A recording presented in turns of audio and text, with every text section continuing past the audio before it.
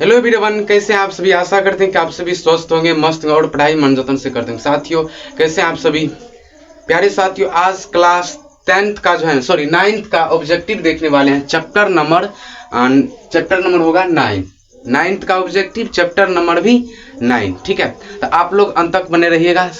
हो सके तो पेन और कॉपी लेकर के बैठिए, साथ ही साथ आप लोग लिखते जाइएगा। ठीक है, हो सके तो और अपने दोस्तों को भी शेयर करिए ताकि वो भी जो है ना 9th में हिंदी में अच्छे मार्क्स प्राप्त कर सके बोर्ड परीक्षा में। ठीक है, तो प्यारे साथियों देखिए, बिना देर हुए करते हुए ऑब्जेक्टिव को चालू करते हैं। पहले जो है ना थोड़ा सा एक चीज देख लीजिए। आप जो है ना पहला चैप्टर से लेकर के 8 तक जो है ना हम कंप्लीट बताए हैं।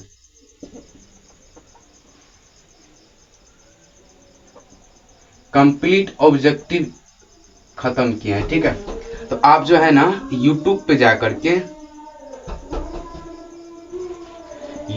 जाकर के सर्च करिएगा RDA क्लासेस, तो तब जो है ना तुरंत मेरा वीडियो आएगा। और जो चैप्टर में दिक्कत है वो चैप्टर भी इसमें नाम दे दीजिएगा तो आराम से आ जाएंगे वीडियो। ठीक है, बहुत विद्यार्थी का जो है ये मैसेज था कि सर आपका जो है ना पहला चैप्टर नहीं वीडियो आता है, तीसरा चौथा ये सब नहीं आता है, तो कैसे आएगा। या हो सके तो आप लोग जो है प्ले लिस्ट में जाकर के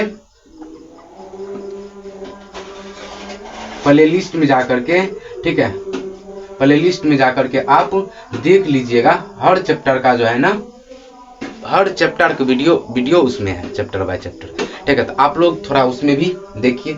ठीक है, मैथ का भी जो है ना क्लास 9 का मैथ का भी जो है ना करीब 1.4 में जो है शायद गए हैं। ठीक है, 1.4 खत्म हो गया है। आप लोग जो है उसमें भी अपना योगदान दे सकते हैं। ठीक है, तो हो सके तो साथियों जरूर देखिएगा, तब जो है ना आपको कवर होगा पूरा ऑब्जेक्टिव। एंड 10th में जो है ना 9th में मैथ जो है ना टोटल कवर होगा। तो साथियों थोड़ा उसमें भी जाकर के देख लीजिए। बिना देर करते हुए इस क्लास को शुरू कीजिए। ठीक है, और बहुत विद्यार्थी का जो है ना क्वेश्चन मैसेज भी किया था कि सर मैथ पढ़ते हैं। ठीक है, मैथ पढ़ते हैं लेकिन ये होता है कि 2 दिन छोड़ देते हैं तो पूरा फिर भूल जाते हैं, टोटल जो है ना याद नहीं रहता है। ठीक, तो करेंगे क्या, इसका जो है ना उपाय क्या है। तो साथियों आप जो है ना 4 बजे उठिए और मैथ ओनली जो आपका विषय कमजोर है उसी को देखिए। उसके बाद जो है 4 से लेकर के 6 बजे तक कम से कम मैथ बनाइए, तब जो है ना आपका मैथ कवर होगा। ठीक है, ये था आप में जो है दिक्कत क्या होता है। मान लीजिए अभी हिंदी आपको मजा आता है पढ़ने में तो ओनली हिंदी पढ़ते हैं आप। मैथ ठीक बीच बीच में मजा लगता है बनाने में, बनता है अंधाधुन, तो आप सिर्फ मैथे पर जोर दे देते हैं, तो ऐसे में दूसरा सब्जेक्ट कमजोर हो जाता है। प्यारे हर सब्जेक्ट पर जो है ना एक घंटा दीजिए बराबर, तब होगा आपका सब सब्जेक्ट कवर। नहीं तो जो है ना कवर नहीं होगा। ठीक है, कवर आप सोच रहे हैं कि हम एक विषय पर देंगे लेकिन सब सब्जेक्ट कवर होगा, ऐसे में कवर नहीं होगा। समझे, सब सब्जेक्ट पर एक घंटा, ठीक है, एक घंटा देना है बस। चलिए पहला क्वेश्चन देखिए। पहला क्वेश्चन है कि शरद जोशी का जन्म कब हुआ था। शरद जोशी का जन्म कब हुआ था, जल्दी से आप लोग लिखिए और आंसर भी दीजिए कि शरद जोशी का जन्म कब हुआ था। ठीक है, शरद जोशी का जन्म कब हुआ था बताइए। प्यारे साथियों जन्म जो है इनका हुआ था 21 मई 1931 ईस्वी में। 21 मई 1931 ईस्वी में जन्म हुआ था। ठीक है, 21 मई 1931 ईस्वी में। प्यारे साथियों चैप्टर का नाम है रेल का यात्रा, जो कि व्यंग्यात्मक है। लेखक कौन है, शरद जोशी। लेखक कौन है, शरद जोशी। तो आज जो है ना शरद जोशी के बारे में पढ़ना है और रेल की यात्रा में क्या बताए हैं वो सब अपना लोग को पढ़ना है। तो प्यारे साथियों अच्छा सा लिखिए और जो है ना हो सके तो नोटबुक बनाते जाइएगा, नोटबुक में लिखते जाइएगा। इससे क्या होगा कि आपको जो है रिवाइज करने में सबसे बेहतर होगा। ठीक है, चलिए फिर देखिए दूसरा क्वेश्चन है कि शरद जोशी का जन्म किस प्रदेश में हुआ था। शरद जोशी का जन्म यानी कि लेखक साहब के जन्म किस प्रदेश में हुए थे।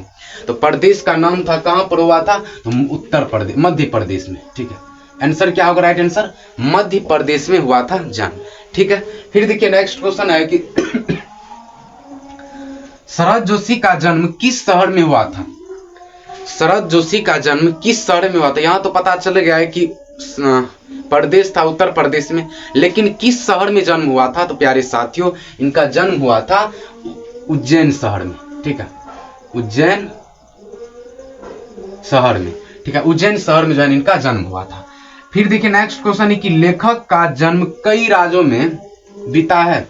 लेखक का जन्म, ऐसे कौन से लेखक है जिनके कई राज्यों में जन्म बीता है? तो कई राज्य होगा न, कई शहरों में बीता है। तो प्यारे साथियों, ये जो है ना शरद जोशी का जो है ना कई शहरों में इसका जन्म बीता है। ठीक है, कभी यहाँ तो कभी वहां तो कभी वहां पर इसका बचपना बीता है। ठीक है, चलिए फिर देखिए शरद जोशी का आरंभ, शरद जोशी आरंभ में क्या लेखन किया? शरद जोशी शुरुआत में क्या लेखन शुरू किया है साथियों? शुरुआत में लेखन क्या चीज का शुरुआत किया?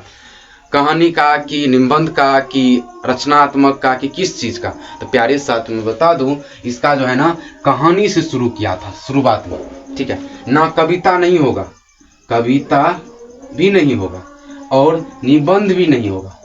ठीक है, निबंध भी नहीं होगा, व्यंग्यात्मक भी नहीं होगा। ठीक है, व्यंग्यात्मक भी नहीं होगा। होगा क्या? तो कहानी से शुरू किया था। किस चीज से शुरू किया था साथियों? कहानी से शुरू किया था। ये प्रारंभिक मतलब क्या होता है? प्रारंभिक मतलब या आरंभ बोलो या प्रारंभिक बोलो, आरंभ। आरंभ मतलब क्या होता है? शुरुआत। ठीक है, शुरुआत। शुरुआत कहां से किया था? प्यारे साथियों, शरद जोशी जो है ना शुरुआत किया था कहानी से, कहानी लेखन से शुरुआत किया और व्यंग्यात्मक में एंड हो गया। ठीक है, व्यंग्यात्मक इसका जो है ना ढेर सारा लिखा है। ठीक है, व्यंग्यात्मक बहुत लिखा है, मान लीजिए। ठीक, ज्यादा जो है ना निबंध भी नहीं लिखे हैं, ये निबंध भी ये नहीं लिखा है, समझे? ज्यादा उसके बाद जो है ना कहानी और व्यंग ये वो ज्यादा लिखा है। ठीक है, कौन? तो शरद जोशी। फिर देखिए नेक्स्ट क्वेश्चन है कि हिंदी व्यंग को प्रतिष्ठा दिलाने वाले प्रमुख पहला व्यक्ति कौन था? हिंदी व्यंग को प्रतिष्ठा दिलाने वाले पहला व्यक्ति कौन था? तो शरद जोशी था। कौन था भाई? शरद जोशी। शरद जोशी पहला व्यक्ति ऐसा था जो व्यंग्यात्मक को जो है ना आगे बढ़ाने का काम किया। ठीक है, फिर देखिए ये हो जाएगा राइट आंसर, शरद जोशी। फिर देखिए प्यारे साथियों, शरद जोशी का निधन कब हुआ था? तो यानी कि इनका मृत्यु कब हुए थे? तो मृत्यु 1900 जो है ना 91 में हुआ था। 1991 में मृत्यु हुआ था। किनका? तो शरद जोशी का। ठीक है, शरद जोशी का मृत्यु कब हुआ था? 1991 ईस्वी में। जन्म कब हुआ था? तो 1931 ईस्वी में। 1931 ईस्वी में जन्म हुआ था। किनका? तो शरद जोशी का। ठीक है, ये दोनों आप लोग याद रखिएगा। शरद जोशी का जन्म 1931 ईस्वी में और मृत्यु 1991 ईस्वी में हुआ था। ठीक है, फिर देखिए ये तो हो गया आपका कवर ही। फिर देखिए परिक्रम कृति के रचनाकार कौन है? परिक्रम कृति के रचनाकार कौन है? तो प्यारे साथियों, परिक्रम कृति के रचनाकार शरद जी है। ठीक है, शरद जोशी है। आपको ऑप्शन कैसे पूछेगा वो देखिए, आप क्वेश्चन कैसे पूछेगा वो भी देखिए। क्वेश्चन पूछेगा कि पता चल गया ना कि परिक्रम कृति, मान लीजिए ये क्वेश्चन है, लिखेगा कि परिक्रम क्वेश्चन पूछने का देखिए शैली कैसे है। परिक्रम कृति के रचनाकार बोलिए या तो लेखक बोलिए, वही बात वही जाता है, लेखक या रचनाकार दोनों एक ही होता है। तो परिक्रम कृति रचनाकार या लेखक कौन है? ये ऐसे ही क्वेश्चन पूछेगा, कौन है? तो आपको जवाब देना है कैसे? ऑप्शन में देखिए कैसे देगा। ऑप्शन में मान लीजिए शिव पूजन शाह है। ठीक, शिव पूजन शाह है। उसके बाद बी नंबर में अमरकांत, सी नंबर में रामधारी सिंह दिनकर, ठीक है, सिंह दिनकर। उसके बाद डी नंबर में इनमें से डी नंबर में और शरद जोशी। प्यारे साथियों, अभी तुरंत आप लोग को हम बताए हैं कि परिक्रम कृति का रचनाकार है शरद जोशी। तो प्यारे साथियों, इसी तरह रहेगा आपको क्वेश्चन बिहार बोर्ड में या स्कूल में भी कि प्रकृति के रचनाकार कौन है। ए नंबर में शिवपूजन साय, बी नंबर में अमरकांत, सी नंबर में रामधारी सिंह दिनकर, डी नंबर में शरद जोशी। तो किस में आप लोग टिक मारिएगा? भरसक है कि आप जो है टिक मारिएगा डी में, शरद जोशी, क्योंकि शरद जोशी जो है ना परिक्रम के रचनाकार है, उसी मारिएगा ना टिक। ऐसे ही बिहार बोर्ड में 10th में भी पूछता है, पूछने का शैली ऐसे ही रहता है, और 12th में भी ऐसे ही पूछने का शैली रहता है, समझे। तो आप लोग थोड़ा अभी ये 9th में है तो अभी ये से समझिए कि कैसे पूछते हैं बिहार बोर्ड, या स्कूल में भी कैसे पूछा जाता है। अभी ये से समझिएगा तो आगे चल करके बहुत फायदामंद होगा, तब जो है ना आप क्वेश्चंस में नहीं गड़बड़ाइएगा, ठीक है। ये होता है। फिर देखिए रहा किनारे बैठ, रहा किनारे बैठ के रचनाकार कौन है, यह कृति किसने रचा है? तो प्यारे साथियों शरद जोशी होगा। कौन होगा? शरद जोशी। शरद जोशी जो है ना रहा किनारे के रचनाकार है, ठीक है। यहां तक आपको कोई दिक्कत? शरद जोशी होगा राइट आंसर। फिर देखिए नेक्स्ट क्वेश्चन कि मैं केवल मैं उर्फ कलम मुख, इसको समझिएगा। मैं केवल मैं केवल मैं उर्फ कलम मुख भी एक कृति क्या है? कोई पूछा इससे, वहां पर ये कृति लिख दिया है कि मैं केवल मैं उर्फ कलम मुख भी ए कृति क्या है? यह कृति प्यारे साथियों यह कृति जो है उपन्यास। क्या है? उपन्यास, ठीक है, उपन्यास है। यूट्यूब में ढेर सारा मास्टर है, ये ध्यान में ले लीजिएगा। यूट्यूब में आप खोलिए ना तो ढेर सारा मास्टर है, लेकिन इस तरह जो है ना व्याख्या कर पूरा अच्छा से इसको एक्सप्लेनेशन करके आपको कोई नहीं बताएगा 9th में। हाँ, बहुत मास्टर जो है ना 9th में अभी चालू नहीं किया है, ठीक है। तो इसको थोड़ा सा नजर दीजिए, सही से पढ़िए, उससे पढ़िए जो है ना पढ़ चुका है, वो जो इस हर चीज को जो है ना क्लास जो आप लोग को हम पढ़ाए हैं, आप पढ़ाते हैं, वो पढ़ चुका है, उसी से पढ़िए, समझे। चलिए फिर देखिए क्या होगा? उपन्यास होगा, ठीक है, उपन्यास है। ये कि कौन रचा है? तो ये प्यारे साथियों रचा है शरद जोशी, ठीक है। कौन रचा है? शरद जोशी ये रचा है। क्या रचा है साथियों? मैं केवल मैं उर्फ कलम भी एक कृति क्या है? तो उपन्यास है, और किसने रचा है? तो शरद जोशी। फिर देखिए नेक्स्ट क्वेश्चन है कि शरद दूसरी सतह कौन रचनाकार कौन है? रचनाकार बोलिए या तो लेखक बोलिए, यहाँ पर कंफ्यूज मत होइएगा, लेखक या रचनाकार बात वही जाता है, ठीक है। दूसरी सतह की रचनाकार कौन है? तो प्यारे साथियों शरद जोशी होगा। दूसरी सतह का रचनाकार कौन है? शरद जोशी। शरद जोशी की भाषा कैसी थी? इनकी भाषा कैसी थी? शरद जोशी की भाषा कैसे थे? तो प्यारे साथियों इनकी भाषा थे सहज और सरल, ठीक है। एक बार आप लोग चैट में लिखिए तो सहज और सरल, ठीक है, सहज और सरल, सरल और सहज, ये दोनों इनके भाषा थी। यानी कि वो फर्रेस नहीं, इसमें करवाहट नहीं, मतलब अजीब सा तरह कड़ा बोली, इसका जो है मीडियम बोली था। ऐसा लगता था किसी को बोलता था तो लगता कि वो आकर्षित इन्हीं की तरफ आ जाता था, इस तरह इसका मधुर बोली था, ठीक है। किनका? तो शरद जोशी का। राइट आंसर होगा क्या? सरल और सहज। किनका था? तो शरद जोशी का, समझे। फिर देखिए मैं केवल मैं उर्फ कलम मुख भी एक कृति के रचनाकार कौन है? तो हम पहले बताएं कि शरद जोशी है। कौन है जी? शरद जोशी है। तो प्यारे साथियों हमको जो लगा है कि बिहार बोर्ड ठीक ठाक ये पूछेगी, पूछने वाला ये संभव है, तो साथियों वो हम टोटल बताए हैं, ठीक है। तो आपका काम क्या है?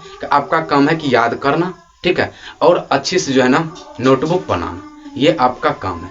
अब बस यहीं तक, लेकिन होमवर्क फिर भी ले लीजिए, ठीक है, कोनो ठीक है, आप लोग भूल जाते हैं। और मैथ को बार बार देखिए। होमवर्क है आपका